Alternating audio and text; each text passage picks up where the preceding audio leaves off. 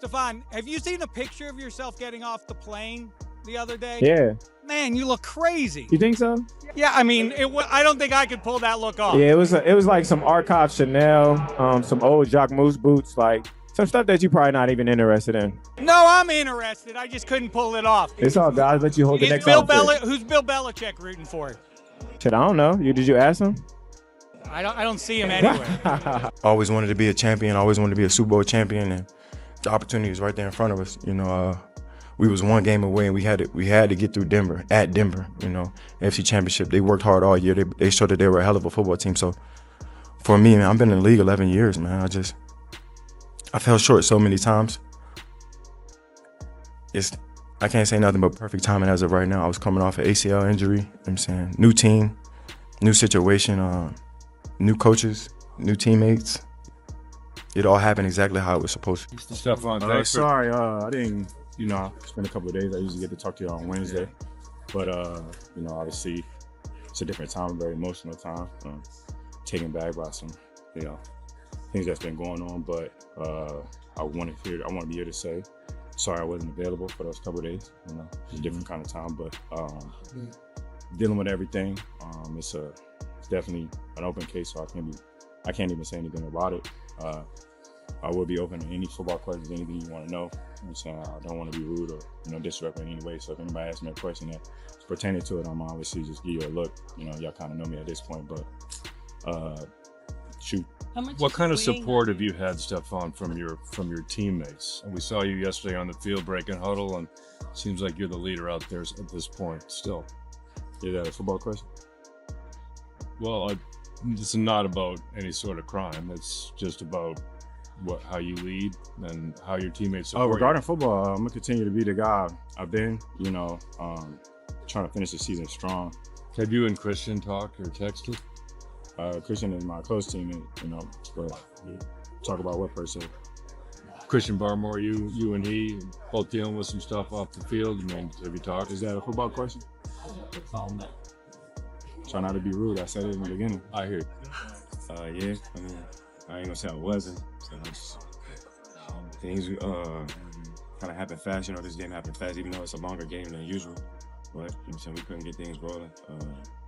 It's not on one person. Everybody played a part, so I was definitely surprised. But I haven't even in 3 weeks. You haven't been 3 weeks? Why? No, because my is in Boston and I'm here working. Pregnancy makes you probably want to more, right? Yeah, but this is crunch time. In Boston, you're a Patriot. He's playing. Hell yeah, he's not playing. Now he's really locked in. Like, he's in his season right now. How are you dealing with it? We just talk to each other every day, and it's like he just came out of a ACL injury. He got something to prove. You're gonna be at the games. I'm gonna go to a couple of games, but I get too anxious. I might be like, I might get bad. Cardi B didn't need to post a statement.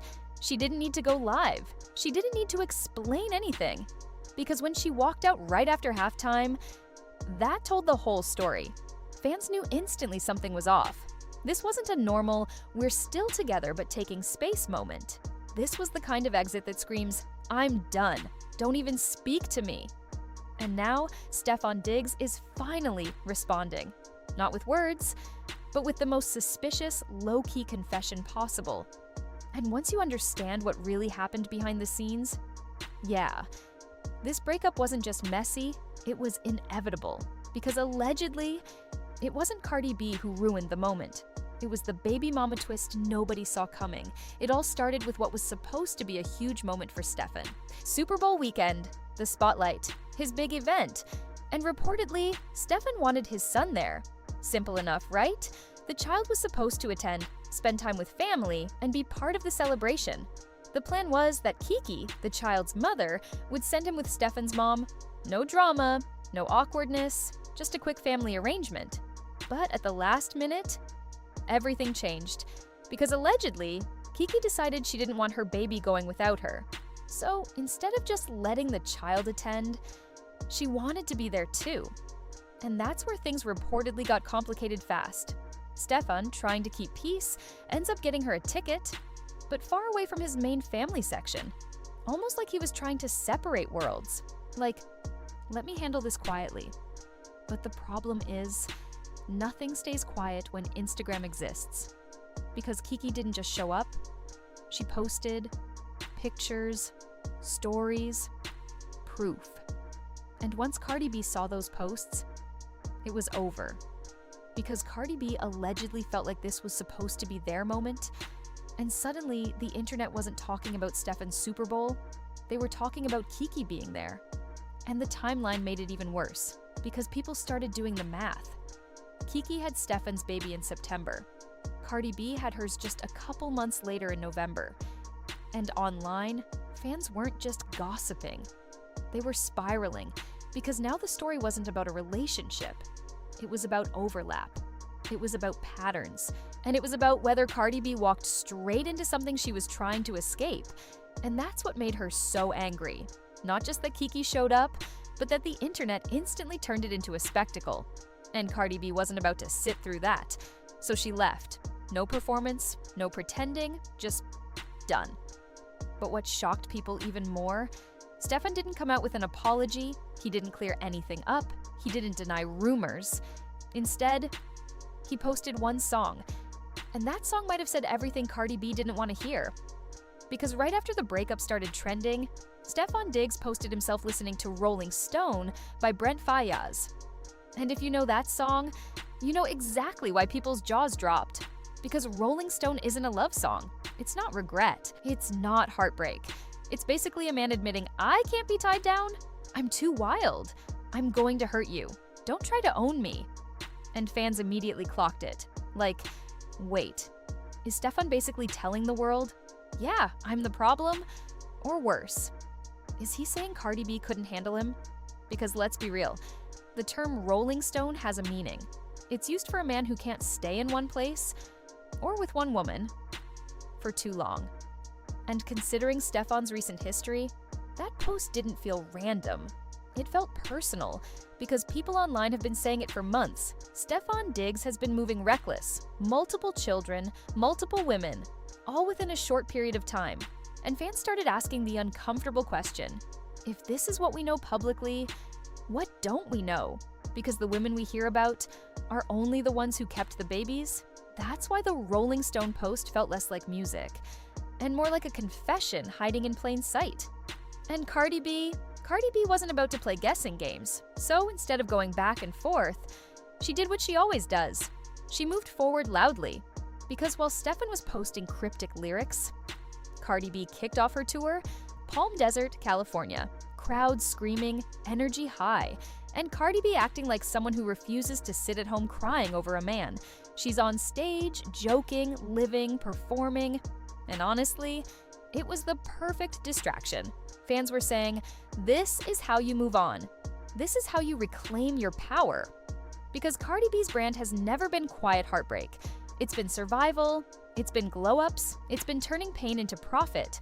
And this tour, it wasn't just music, it was a statement. Like, you will not embarrass me and think I'm staying stuck. But even with Cardi B pushing forward, the internet did what it always does. It turned cruel. Because suddenly, people weren't just blaming Stefon. They were blaming Cardi B. Commentary channels started saying, why would she do this? How do you have a child with a man who already has multiple baby mamas? Some people compared Stefon to Nick Cannon. Others compared him to Offset. And the harshest takes weren't even about him. They were about Cardi B's choices. People kept saying, she should have healed first. She just left a marriage. She needed time. And that's what made this whole situation so uncomfortable. Because Cardi B is rich, she's famous, she's grown, but she's still human. And human feelings still get hurt. The truth is, a lot of women walk into relationships thinking, it'll be different with me. Like, he did them wrong, but he won't do me wrong. And sometimes, that belief feels real, until reality hits. And in Cardi B's case, reality hit in the form of an Instagram story from the baby mama section. And once that happens, you can't unseen it. You can't undo it. And the internet never lets you forget it. Then came the coldest moment of all. The one fans can't stop replaying. Cardi B was asked about Stefon, and all she said was, good luck. No smile, no warmth, no flirting, just good luck. And people felt it because that wasn't playful. That wasn't cute. That was the tone of a woman who has hit her limit. The kind of response that means, I'm not fighting anymore. I'm not competing anymore. I'm not explaining anymore. And when fans noticed they unfollowed each other, deleted photos, no interaction, that only added fuel, because social media is the modern relationship barometer.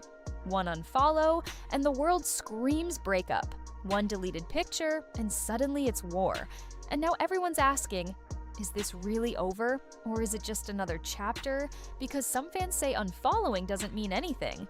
Others say it means everything. But the bigger issue is, this relationship was always surrounded by chaos. And chaos doesn't disappear. It multiplies. So now the question isn't just, did Cardi B and Stefon break up? That's the headline everyone keeps repeating. But honestly, that's not even the real story. The real question is, was this ever stable to begin with? Because Stefon's Rolling Stone post didn't feel like heartbreak. It didn't feel like regret. It didn't feel like a man sitting in his room missing someone he lost. It felt like acceptance. Like he already knew how this would end. Like he knows exactly who he is. And exactly what he does. That song wasn't random. It wasn't just a vibe. It was basically a message. A quiet way of saying, this is me, I can't be tied down. Don't expect more. And that's what makes it even colder.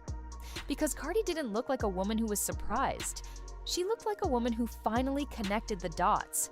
Like she finally realized this wasn't peace. This wasn't healing. This wasn't some fresh start after Offset. This was just Offset in a different outfit. Same chaos, same patterns, just a new face. And maybe the baby mama drama wasn't the real cause. Maybe it was just the final straw. The moment everything she'd been trying to ignore became impossible to deny. Because when someone shows you a pattern, eventually you stop arguing with it. You stop making excuses, you stop hoping it'll magically change. And instead, you start walking away. Cardi walked away. Mid-halftime, no long speech, no dramatic post, no messy back and forth. Just silence. And sometimes, silence is the loudest breakup announcement of all, because silence doesn't ask for closure. Silence doesn't beg, silence doesn't explain. Silence simply means, I'm done. Because if Stefon really is a Rolling Stone, then Cardi wasn't losing him, she was escaping him. And what happens next? That's what everyone's waiting to see. Like and subscribe the channel. Thank you all for watching full video. Stay connected for such more videos.